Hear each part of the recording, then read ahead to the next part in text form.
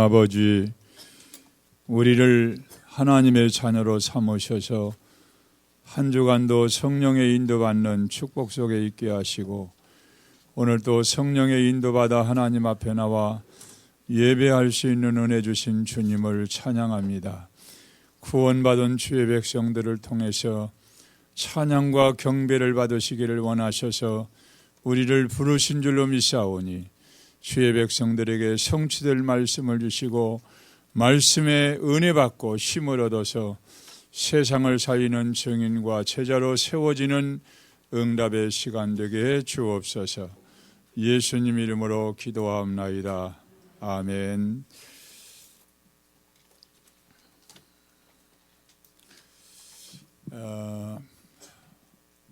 지금 토요일마다 촛불 집회를 계속 해나가고 있습니다.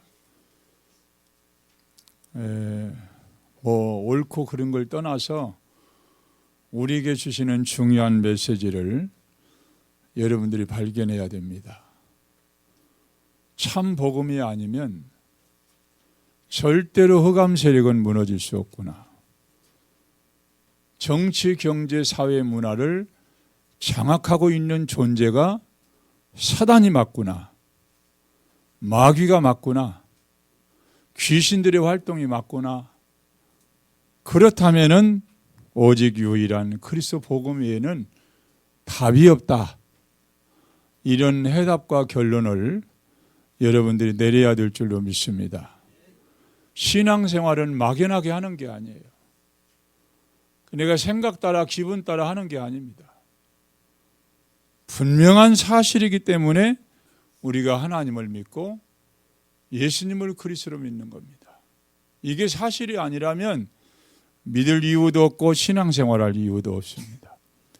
그래서 우리는 이런 역사의 그 아픔과 또 이민족의 5,000년의 역사를 자랑하지만 그 바탕과 배경이 사단과 귀신의 문화의 배경 속에 정치, 경제, 문화, 사회가 유지되어 왔기 때문에 어떤 면에서는 하나님이 밝히 드러내시는 겁니다.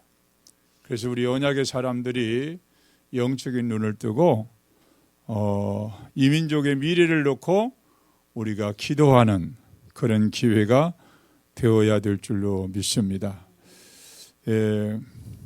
소돔과 고모라 성이 멸망당할 때 하나님은 아브라함에게 그 땅에 의인 10사람만 있어도 멸하지 않겠다.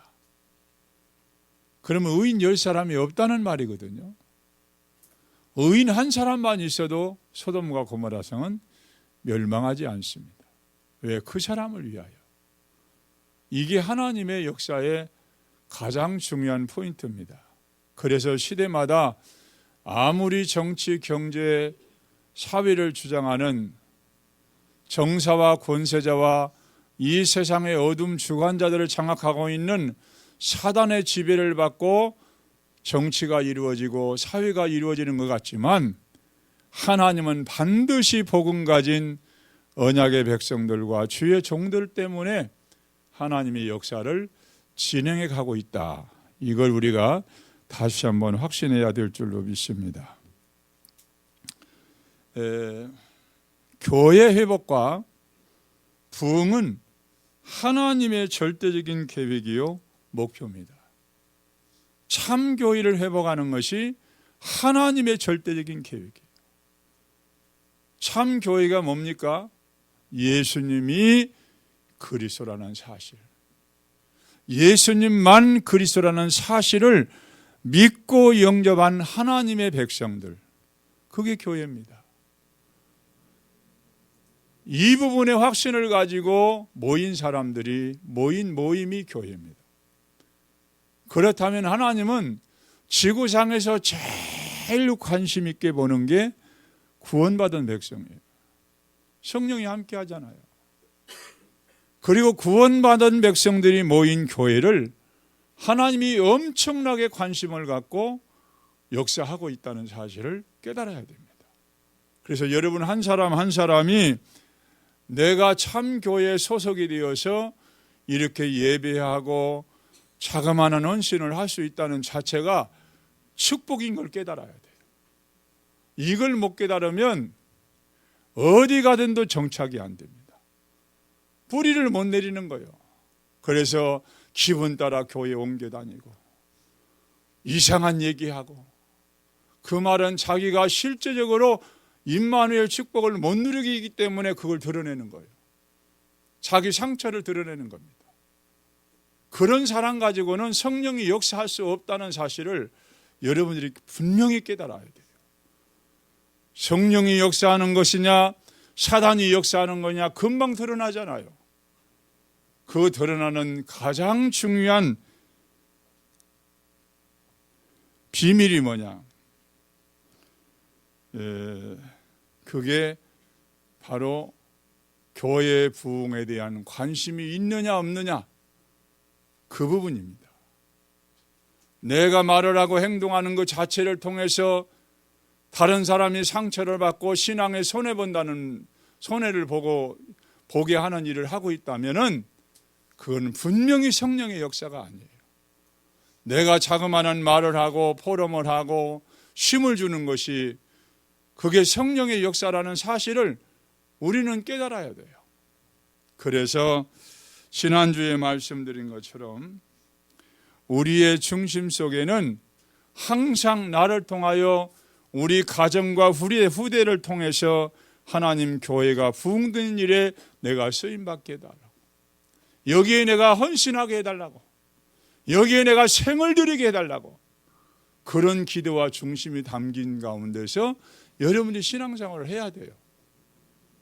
그래서 여러분 한 사람 한 사람이 신앙을 점검할 때 나 같은 사람만 교회에 있다면 교회가 어떻게 될 것인가 질문해 봐야 돼요. 그렇죠? 여러분들이 자그마한 헌신과 수고를 통해서 교회가 유지가 되고 지역의 역사는 흑암이 무너지고 전 세계 복음화의 언약이 이루는 교회가 맞다면 나 같은 사람만 있다면 어떻게 될 것인가 질문해 봐야 돼요. 나의 자그마한 기도, 헌신, 수고가 그게 모아져서 하나님의 교회를 부흥시키는 원동력이 되는 겁니다. 그걸 알아야 됩니다. 그렇기 때문에 교회 부흥에 관심이 전혀 없다는 말은 나와 하나님과의 관계가 전혀 회복이 안 되고 있다는 겁니다. 내 영적인 상태가 지금 다운되고 있다는 걸 알아야 돼요. 여러분의 삶의 이유와 목적이 어디에 있습니까? 우리가 구원받은 하나님의 백성은 삶의 이유와 목적이 분명해야 됩니다. 내가 살든지 죽든지 내 몸에서 그리스도가 존귀하게 되는 것이 나를 구원하신 하나님의 목적입니다. 그 외에는 다른 방법이 없잖아요. 여러분 무엇 때문에 삽니까? 구원받아 놓고 의식 때문에 사는 게 삶의 목적이라면 우리가 많은 걸 생각해 봐야 돼요. 그것 때문에 산다면 우리는 불신자의 수준의 상태를 벗어나지 못하고 있는 겁니다. 진정으로 복음을 사랑하고 예수님의 핏값으로 구원받은 게 맞다면 나의 삶의 목적과 이유가 분명해져야 되는 겁니다. 내가 사는 이유는 주님 때문에 산다. 아멘. 하나님의 영광을 위해서 산다. 하나님의 절대적인 계획이 세계 복음하기 때문에 거기에 방향 맞추고 살다가 간다. 이런 중심과 확신과 답이 있어야 된다고 말해요. 그래야 여러분들이 교회가 얼마나 중요한가를 알게 되고요, 전도자가 얼마나 중요한가를 알게 되고요, 중직자 한 사람 한 사람이 얼마나 소중한가를 알게 되고요, 그리고 미래를 책임질 렘넌트가 얼마나 소중한가를 깨닫게 된다고 말이에요. 그래서 여러분들은 이유와 핑계 없이 진정으로 교회가 참 복음을 말하고 세계 복음화의 방향을 맞추고 있는 교회가 맞다면 복음 안에서 원내서 되는데 여러분 중심을 담기를 바랍니다. 내 생각과 경험이 아무리 옳아도 복음에 지장되고 하나님의 영광을 가리우는 일이라면 그걸 포기할 줄 알아야 돼요. 그게 믿음의 사람이에요. 내 생각이 100% 옳은 것도 아니고 내 주장이 100% 하나님의 뜻이 아닌데도 불구하고 그걸 고집하고 있다는 말은 성령의 인도를 받지 못하고 있다는 겁니다. 그래서 여러분들은 복음으로 원내스 되어질 때 부흥이 일어나고 하나님의 기적이 일어나고 그때 흑암과 저주의 세력이 무너지는 거예요. 그리고 우리의 구원받은 하나님의 백성들의 삶의 목적과 이유는 뭡니까? 여러분들은 다 주님의 제자입니다. 주님의 제자로 부르신 이유는 분명합니다. 딱 한 가지밖에 없어요. 사람 낚는 어부가 되리라. 내가 너를 부르신 이유가 함께 있게 하기 위함이요 전도도 하며 귀신을 내어 쫓는 권능을 가지게 하려 함이라. 그게 전도요. 우리를 부르신 이유요. 그러니까 여기에 중심과 관심이 없다는 말은 하나님과 전혀 관계 회복이 안 되고 있다는 걸로 결론 내려야 됩니다. 내 마음속에 내 삶의 환경이 현장에 나가서 전도는 못하지만 그 중심을 우리가 담고 살아가야 돼요. 내가 삶의 이유는 이 유일한 복음, 이 복음 아니면 한 사람도 구원받을 사람이 없고 전부 다 지옥에서 영원한 저주를 받게 되는데, 그렇다면 나는 나의 기능과 삶을 가지고 전도하는 일에 내가 중심을 담아야 되겠구나. 그게 하나님의 뜻이구나. 그래서 예수님은 의식주를 위해서 기도하지 마라 그랬어요. 그건 이방인들이 구하는 거라 그랬어요. 너희는 먼저 그의 나라와 의를 구하면 이 모든 것을 너희에게 더하여 주시리라. 그 나라와 의가 뭡니까? 하나님의 뜻이 하늘에서 다 이루어진 것처럼 이 땅에 여러분들을 통하여 하나님의 나라를 이루고 건설하는 일에 중심을 가지라고 말해요. 그게 응답받고 승리하는 길이고 흑암 저주의 세력이 무너지는 길입니다. 틀림없습니다. 그리고 전 세계를 복음하게 하신 이유가 뭡니까? 전 세계는 지금 흑암에 완전히 덮여 있어요. 이사야 60장 1절에서 3절에 말씀한 것처럼 온 땅이 어둠과 캄캄함으로 만민을 덮어버린 시대가 되었습니다. 올바른 복음을 가진 나라가 없고 올바른 복음을 선포하는 전도자가 없기 때문에 세계 현장은 흑암과 저주와 재앙 속에 다 빠져 있습니다. 이게 사실이라면 저와 여러분들이 세계 선교 현장에 나가서 이방인에게 복음을 전하지 않을지라도 내 삶의 이유와 목적이 세계 복음화가 하나님의 계획이 맞기 때문에 그 언약이 여러분 가슴 속에 있어야 된다고. 자나깨나 하나님 앞에 기도할 때 하나님 나를 통하여 우리 가정과 후대를 통하여 우리 교회를 통하여 이민족을 통하여 전 세계 흑암에 빠진 저주와 재앙 속에 있는 현장을 살리게 해달라고 그 기도할 때요 하나님이 감동받아요. 아멘. 다른 걸 놓고 기도하면 감동 안 와요. 하나님의 소원과 계획이 일치되었을 때 하나님은 그 중심을 가지고 기도하는 자에게 하나님은 응답하시고 역사하게 되어 있다고 말해요. 그래서 여러분들이 꼭 마음에 담기를 바랍니다. 복음으로 원내스 되어졌을 때 기적이 일어나는 것을 증거로 붙잡고 전도와 선교를 위해 원내스 되어졌을 때 하나님은 반드시 현장을 살리는 그런 응답과 증거 주신다는 사실을 언약으로 붙잡고 인도받는 저와 여러분들의 생애가 되시기를 바랍니다. 우리는 다음 주일 월화에 있을 캠프를 앞두고 있습니다. 원래는 노예 전도 선교부가 있는데 전도 선교부에서 미자렙 교회 캠프를 지원해 주기로 돼 있어요. 몇 개월씩 예비 캠프하고 본 캠프를 통해서 미자립 교회가 일어나서 힘을 얻도록 하기 위해서 노예 캠프가 이루어지고 있는데 전도 총무를 중심으로 해서. 근데 시찰별로 1년에 한 3번 정도 이렇게 돌아가면서 캠프를 하게 되어 있는데 우리 교회는 미자립 교회가 아니잖아요. 대상이 안 됩니다. 근데 시찰 안에 이런 캠프의 중요성을 인식을 하고 미자립 교회가 요청하는 교회가 없었어요.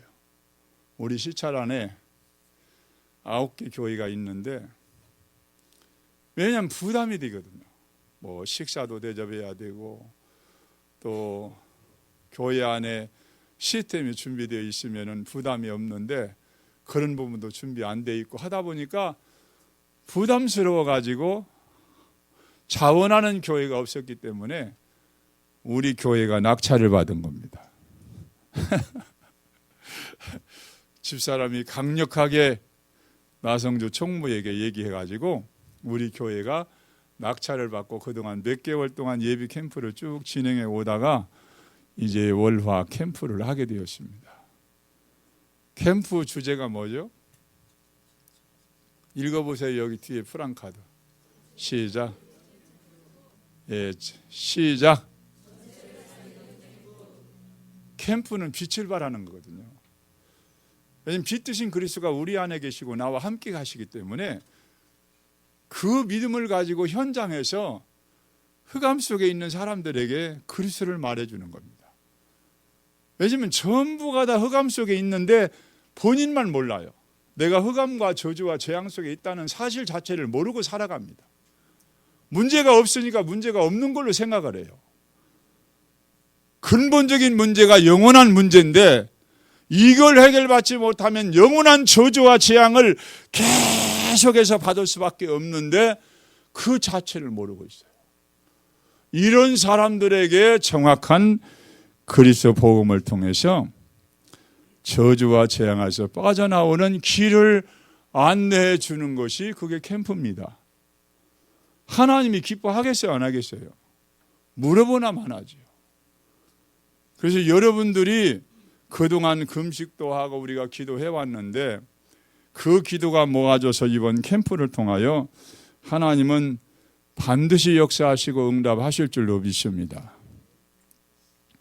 그러면 어떻게 인도받아야 에베소 본문에 나와 있는 그 응답을 또 그 역사를 보게 될 것인가?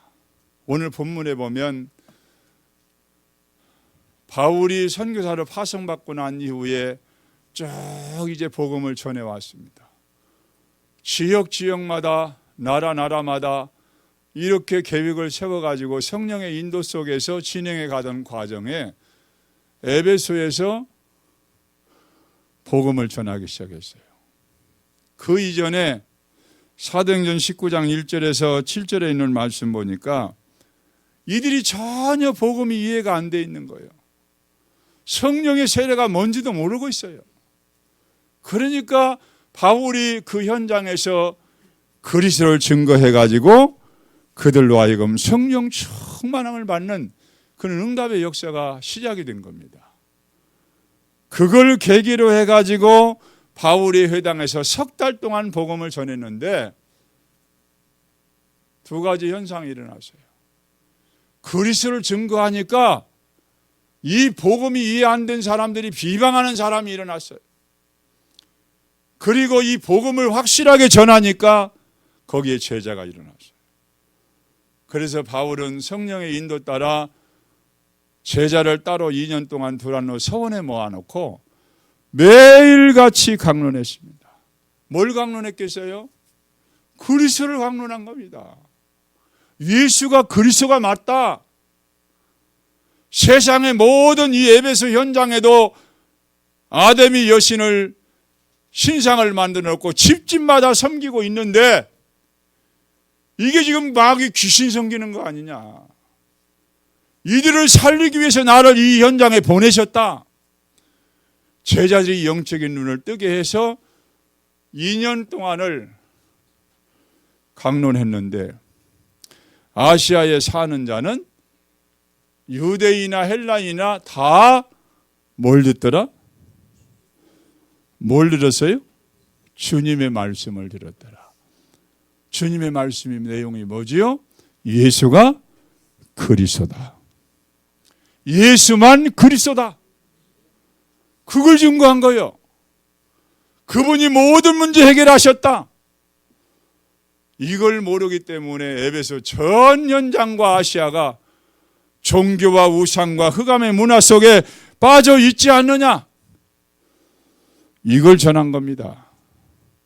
오늘 여러분 현장에 가서 다른 얘기하지 말고 우리 인간이 왜 실패와 저주와 재앙 속에 있어야 되는가 이유를 설명해주고 거기에 대한 해방하는 길이 그리스도다. 그것만 말할 때 성령이 역사하는 겁니다. 다른 거 얘기할 거 없어요. 눈치 볼 거 없습니다. 듣든지 아니 듣든지 때를 얻든지 못 얻든지 우리는 그리스도만 정확하게 사실적으로 증거하면 거기에 분명히 성령이 역사하실 줄로 믿습니다. 이런 현장의 응답을 우리가 받으려면 첫 번째로 우리가 하나님의 관심과 목표를 알고 인도받아야 된다. 그래야 성령이 역사하는 겁니다.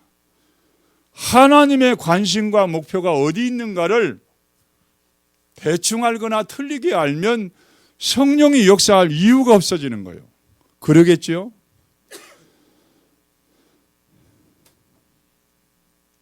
본문에서 바울이 이 부분을 정확히 알고 인도를 받았습니다. 하나님의 관심과 목표는 누구든지 다 복음을 듣도록 하는 것입니다. 정확한 복음이 들려지지 않았기 때문에, 듣지 않았기 때문에 지금 세상의 모든 불신자는 100% 마귀 귀신의 인도를 받고 있습니다. 그거 여러분 깨달아야 돼요. 예수를 믿어도 되고 안 믿어도 되는 게 아닙니다.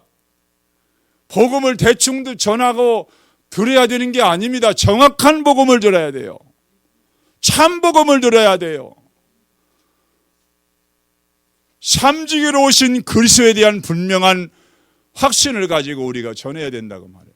이걸 하나님이 원하시는 거예요. 창세기 12장 1절에서 3절에 보면 하나님이 갈대 우르에서 우상을 75년 동안 섬기고 있던 아브라함을 불러내 가지고 하나님이 축복하셨어요. 너로 인하여 천하 만민이 복을 받을 것이다. 그 말이 뭐지요? 이 정확한 복음이 아브라함의 후손을 통하여 어느 시간표가 되어지면 여자의 후손으로 오실 메시아 그리스도가 오시게 될 텐데 그 그리스도를 통하여 천하 만민이 복을 받게 되는 복의 근원이다 그 말이에요. 아멘? 복의 근원. 여러분들은 복 되신 그리스도를 증거하는 증인이기 때문에 우리 모두가 다 누구냐? 복의 근원이다. 그러지요. 복음의 내용을 모르면 복음의 근원이 될 수가 없어요. 대충 복음을 알면 복의 근원이 아닙니다.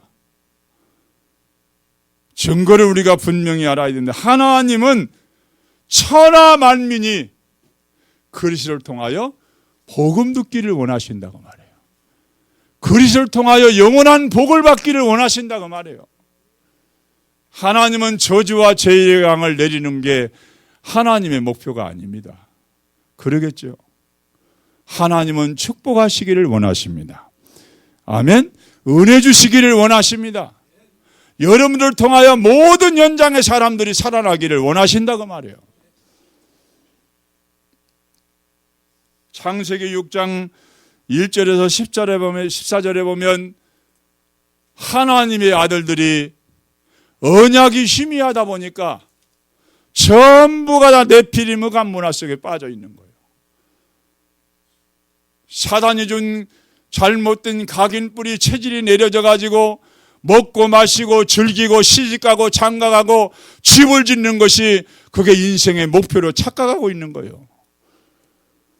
하나님은 노아를 불러서 노아야, 앞으로 이 시대가 120년 후에는 홍수로 심판을 받을 거니까 너는 방주를 예비하라.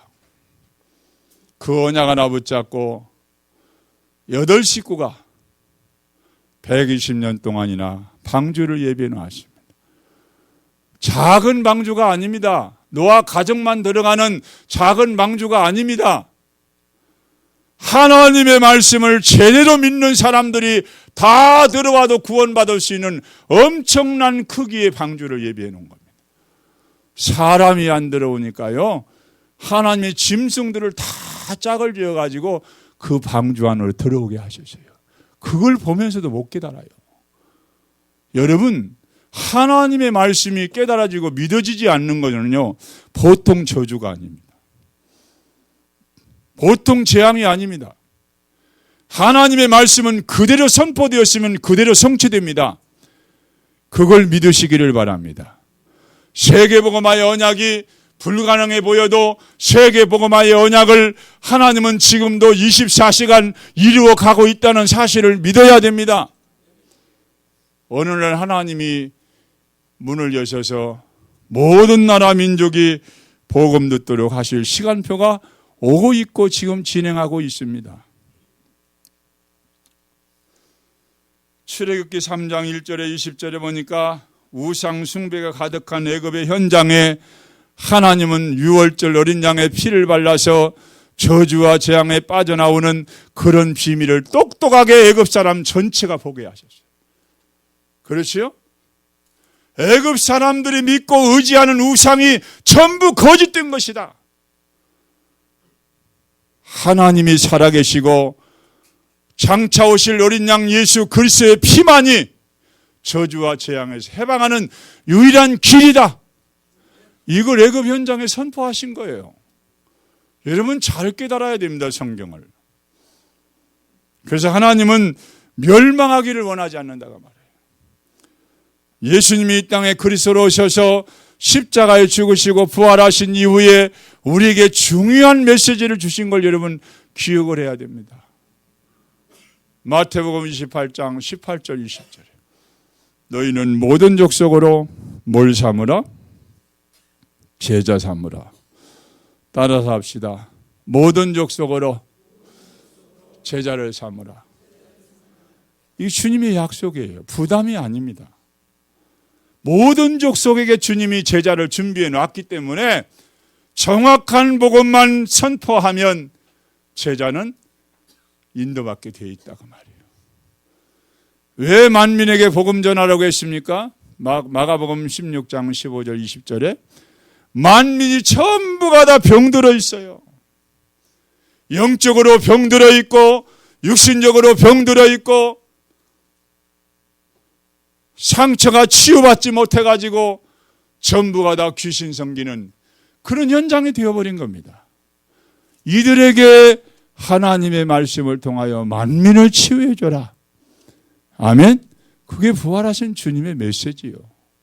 우리의 수준과 능력 가지고 되지 않기 때문에 성령이 너에게 반드시 임하게 될 텐데 성령이 임하면 권능 받아서 땅끝까지 증인 되리라.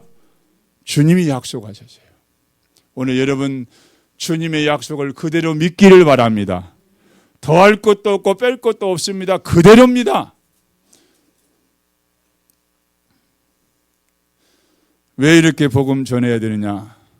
주님의 재림의 시간표가 남아있기 때문에 그렇습니다. 마태복음 24장 14절에 이 복음이 온 세상에 증거되고 난 이후에 끝이 오리라. 재림의 시간표가 있기 때문에 그 시간표를 내다보고 망하지 말라고 복음 전하라고 말해요. 저주와 재앙 속에 있는 사람들에게 빠져나오는 길을 말해주라고 말해요. 그 길을 모르기 때문에 오늘 청와대에 이런 비극이 오게 된 겁니다. 그 현장에 있는 사람들이 못 배운 무식꾼들이 아니에요. 다 인류대학 나왔어요. 다 세상적으로 성공한 사람입니다. 다 대학 교수들이에요. 돈도 수십억, 수백억씩 갖고 있는 사람들이에요. 이런 사람들이 한 가지를 모르기 때문에 복음 하나를 정확하게 듣지 못했기 때문에 그런 저주와 재앙이 계속 오게 돼요. 최순실이가 감옥 감방에서 영치금 받아가지고 내복도 사 입고 뭐 약도 사 먹고 그랬다고 나오더라고요. 물론 그 개인이 정확한 건 우리가 모릅니다. 그러나 한 가지 분명한 사실은 그 사람이 성령의 인도받은 사람이 아니고 악한 영 귀신의 인도를 계속 받아왔다는 겁니다. 그 영향권 안에 대통령이 지배를 받고 있었기 때문에 이런 결과가 온 게 된 겁니다. 오늘 여러분 잘 깨달으시기를 바랍니다. 그 청와대 현장에 정확한 복음하는 영적인 사실과 비밀이라는 한 사람이 있었다면 그 저주와 재앙은 막을 수가 있는 겁니다. 우리 렘넌트들 꼭 기억해야 돼요. 예수 믿는 것이 힘들고 귀찮아 보이고 세상에 놀고 먹고 즐기는 게 재미있어 보이지만 그건 다 지나가는 거예요. 다 지나가는 거예요. 그것이 우리에게 행복을 줄 수 없어요. 답을 줄 수 없습니다. 그래서 오직 그리스도. 아멘. 우리는 하나님의 백성이요 예수님의 제자들입니다. 그렇다면 내가 믿고 있는 유일한 그리스도의 복음을 모든 자에게 듣도록 하는 것이 하나님의 최고의 관심사고 하나님의 목표라는 것. 다 믿게 하는 게 아닙니다. 다 듣도록 하는 겁니다. 그 사람들이 깨닫지 못하든지 그건 하나님의 손에 달려있는 거예요. 복음을 들을 때 성령이 역사하기 때문에 구원받을 사람은 반드시 복음 듣다가 예수님을 영접하여 구원받는 역사가 일어나게 될 줄로 믿습니다. 구원받을 시간표가 안 되었거나 구원받을 사람이 아니라면 예수님이 직접 와서 복음을 전해도 절대로 안 믿어요. 하나님이 직접 복음을 전해도 안 믿을 사람은 절대로 안 믿습니다. 그걸 우리는 꼭 기억해야 돼요. 두 번째로 왜 우리가 모든 사람에게 복음을 나듣도록 해야 되는가? 이유를 알아야 되겠죠. 복음은 들어도 되고 안 들어도 되는 그런 차원의 복음이라면 귀찮게 여러분 다른 사람 설득시킬 필요도 없고 듣도록 할 필요도 없습니다. 아담 이후의 모든 인류는 12가지 문제 속에 빠져 있습니다. 이 심각성을 알아야 주님의 말씀이 사실로 이해되고 믿어지는 겁니다. 불신자는 100% 내가 주인 되어 있습니다. 내가 하나님이요. 내가 생각하고 결정하고 판단한 대로 살아요. 그리고 흑암 문화가 귀신 문화인 걸 알지 못하고 거기에 폭 빠져 살아요. 그런 주제의 성공이라는 목표를 향하여서 끊임없이 달려가고 있습니다. 그게 안 되니까 무속을 의지하고 점수를 의지하고 우상을 숭배하고 별짓 다 하는 거예요. 불신자 하는 태도 보세요, 여러분. 6가지 불신자의 운명의 상태에 꽉 묶여 있는 겁니다.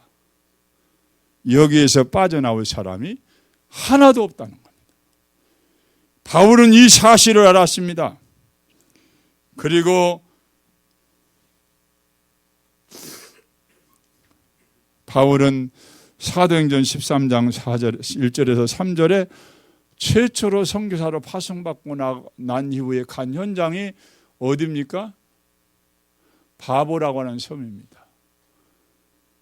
바보 같은 섬에 어떤 사람만 살고 있냐? 바보 같은 사람만 살고 있어요. 왜? 청독 우두머리가 바보니까 그 밑에 있는 모든 백성은 말할 것도 없어 전부 바보예요. 무속인을 끼고 그 영향을 받고 정치하고 있습니다. 여러분, 이게 2000년 전의 현장이나 지금 현장이나 전혀 다를 바가 없다는 걸 알아야 됩니다. 마귀가 하는 일은 2000년, 3000년 전이나 지금이나 똑같은 그런 계략을 가지고 속이고 있기 때문에 여기에 다 넘어갈 수밖에 없는 거예요. 그때 예수님이 정확한 복음을 통해 가지고 귀신 들려 가지고 정치인을 잡고 활동하는 그 흑암을 완전히 치유했습니다. 이게 복음의 능력인 줄로 믿습니다. 영적인 사실만 알면 하나님은 반드시 역사한다고 말해요. 빌립보 지역을 장악한 점술 현장 보세요. 귀신 들려가지고 점을 치고 있는데 거기에 전부가 다 돈을 갖다 바치고 그 점치는 귀신 들린 여종이 시키는 대로 다 합니다. 뭐 이게요, 참 그러고 보면 이 사단이 하는 일이요, 보통 교활하고 악랄한 게 아닙니다. 우리 인간을 철저하게 속여가지고 이렇게 모든 분야에 파고 들어가서 우리 인간을 멸망시키고 있는 겁니다. 바울이 그 현장에 가서 이 더러운 귀신을 예수 그리스도의 이름으로 선포해가지고 쫓아내버렸어요. 그리고 났더니 그 사람을 고용해가지고 사업을 하던 그 사람이 이제 돈줄이 끊긴 걸 알고 경찰서에 고소해가지고 바울과 실라를 감옥에 가두었습니다. 잔뜩 매를 맞고 감옥에 갇혀서 그 밤에 바울은 뭐 했어요? 하나님을 찬양했습니다. 이 현장의 역사는 어가면 무너지기를 기도했습니다. 모든 죄수가 다 들었다 그랬어요. 그때 하나님은 기적을 베풀어서 모든 옥문을 열고 죄수들을 다 나오게 만들어요. 바울 앞에 무릎을 꿇게 만들어요. 이 광경을 목격한 간수장이가 형제들아, 선생들이여, 우리가 어떻게 해야 구원받겠습니까? 주 예수를 믿으라. 그리하면 너와 내 집이 구원을 얻으리라. 아멘. 여러분, 감옥의 죄수들이 다 복음을 듣고 예수를 영접하게 되었고, 간수장이가 예수를 믿고 그 가정 전체가 구원받는 그런 역사가 일어났습니다. 또한 반면에 아시아의 에베소에 장악하고 있는 아담의 신상을 집집마다 만들어 놓고 섬기고 있는 그 현장을 영적인 눈을 뜬 바울은 보았습니다. 전 현장이 우상 숭배에 가득한 걸 봤습니다.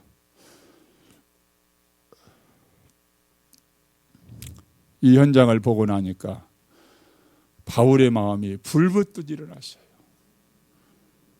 그래서 이 현장을 살리기 위해서 석 달 동안을 회당을 빌려가지고 집중적으로 그리스도를 강론했습니다. 핍박이 일어나니까 제자를 따로 모아가지고 두란노 서원에서 2년 동안을 날마다 강론했다 그랬어요. 날마다.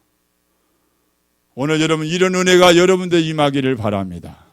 날마다 그리스도가 확인되어지고 현장이 확인되어지고 나를 부르신 이유가 무엇인가를 깨달아지고, 그래서 여러분 사명을 따라 살아가는 그런 제자들이 되어야 된다 그 말입니다. 그래서 불신자는 지위 고하를 막론하고 빈부귀천을 막론하고 12가지 문제 속에 빠져 있다는 사실을 여러분들이 알아야 됩니다. 이 문제를 해결해도 되고 안 해도 되는 게 아니에요. 그리스도 아니면 이 문제는 절대로 해결이 안 되기 때문에 여러분, 이 문제는 반드시 해결받아야 돼요. 이 문제 해결받지 못하면 영원한 지옥의 불못이 기다리고 있습니다. 일시적인 문제로 끝나는 게 아니에요. 영원한 지옥의 형벌이 기다리고 있는 겁니다.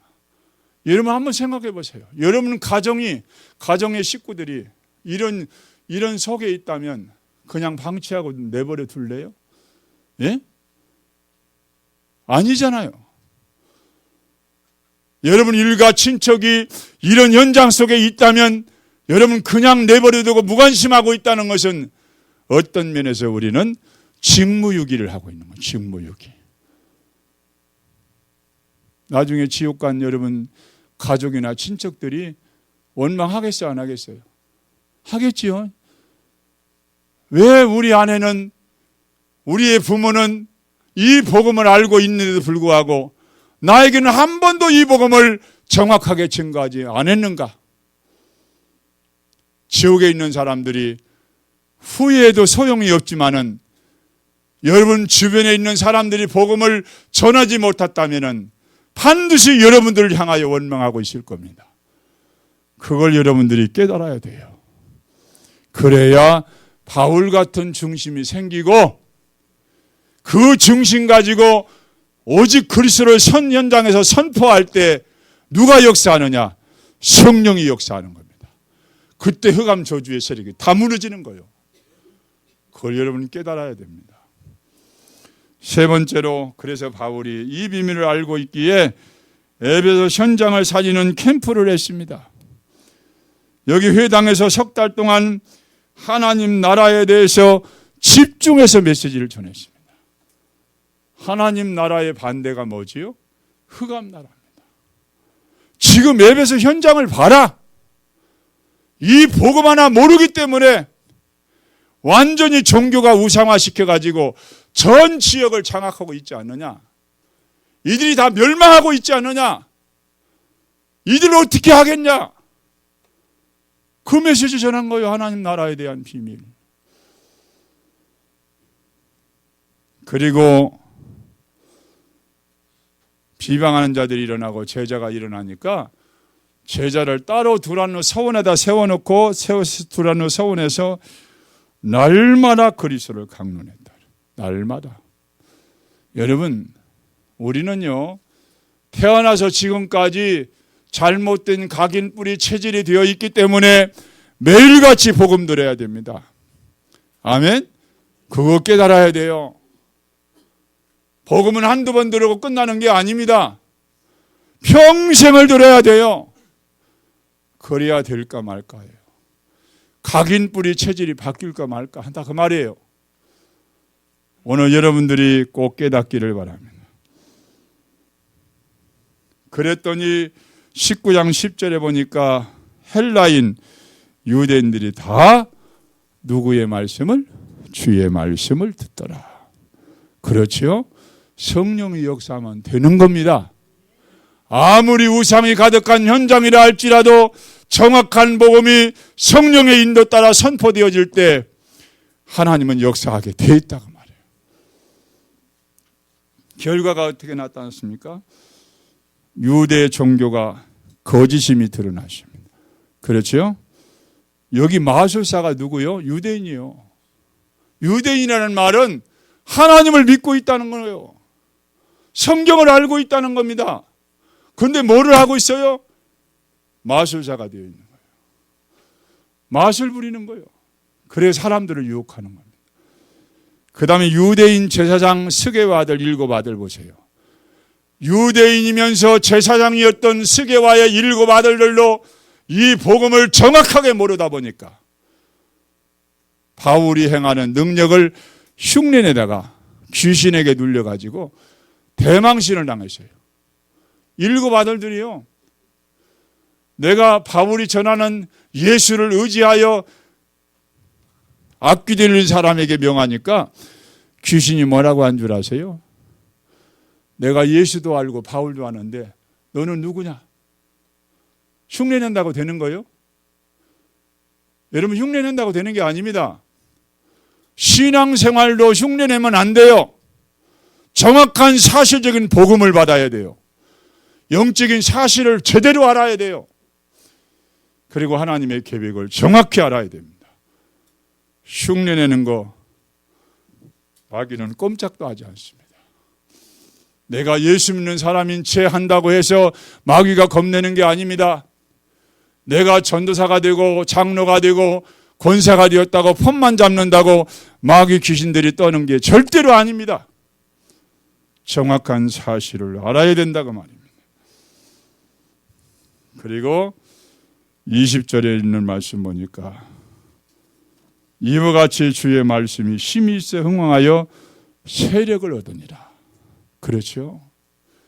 하나님의 말씀이 전혀 현장에 선포되지 않은 현장이기 때문에 흑암으로 가득한 현장이었는데 빛 드신 그리스도의 말씀을 증거하니까 말씀이 막 흥황하여 역사가 일어났다.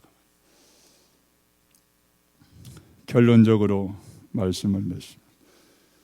오늘 우리들 이와 같은 바울 같은 중심을 가지고 캠프에 임한다면 성령이 역사하십니다. 반드시 역사합니다. 내 생각과 중심이 어디에 있느냐가 중요한 겁니다. 내가 복음으로 결론 내리고 있느냐? 사단과 귀신들의 활동을 제대로 알고 있느냐? 그 세력을 꺾이는 힘이 그리스도라는 사실을 제대로 알고 믿고 있느냐? 현장의 불신자는 12가지 운명 속에 완전히 묶여서 멸망과 저주와 재앙당하고 있는데 이 현장을 제대로 알고 우리가 빛을 발한다면 하나님이 역사하지 않을 이유가 없는 겁니다. 반드시 역사하신다 그 말이에요. 그래서 우리는 현장을 놓고 영적 싸움을 싸워야 됩니다. 현장을 장악하고 있는 흑암 세력은 그냥이 아닙니다. 장난이 아닙니다. 수천 년 동안 역사 이래로 그 개인과 가정 가문을 통해서 지금까지 속여왔기 때문에 만만치 보면 안 됩니다. 본격적으로 영적 싸움 싸워야 돼요. 그리고 성령의 인도받는 데 집중해야 됩니다. 인간의 생각, 계산 버리고 동기 버리고 내 욕심도 버리고 전적으로 성령의 인도받기를 위해서 집중한다면 반드시 주님은 역사하게 될 줄로 믿습니다. 그리고 기회가 주어졌을 때 다른 말 하지 말고 주저하지 말고 예수가 그리스도다. 당신의 모든 문제 해결자가 그리스도다. 그분만 이 시간 믿고 영접하면 운명이 바뀌고 신분이 바뀌어서 하나님의 자녀가 되고 영원한 생명을 얻는다. 이 사실적인 복음만 전한다면 바울이 에베소에 일어나는 그런 역사와 응답을 우리도 함께 받고 누리게 될 줄로 믿습니다. 기도합니다. 하나님 아버지 감사합니다. 우리도 과거에 복음을 대충 알고 하나님의 말씀을 대충 믿었을 때에는 주님이 이 땅에 왜 오셨는지, 왜 십자가의 저주를 당하셔야만 되는지 이유도 모르고 우리가 종교생활을 했던 우리들이었습니다. 이런 우리에게 사실적인 복음을 깨닫게 하시고 현장을 깨닫게 하시고 우리의 사명을 깨닫게 하신 주님을 찬양합니다. 이번 캠프를 통하여 개인과 가정, 가문에 역사하는 모든 저주와 재앙들이 무너지게 하시고 지역을 장악하고 있는 모든 저주가 무너지는 에베소의 성령의 역사가 일어나도록 주님이 축복해 주옵소서. 예수님 이름으로 기도합나이다. 아멘.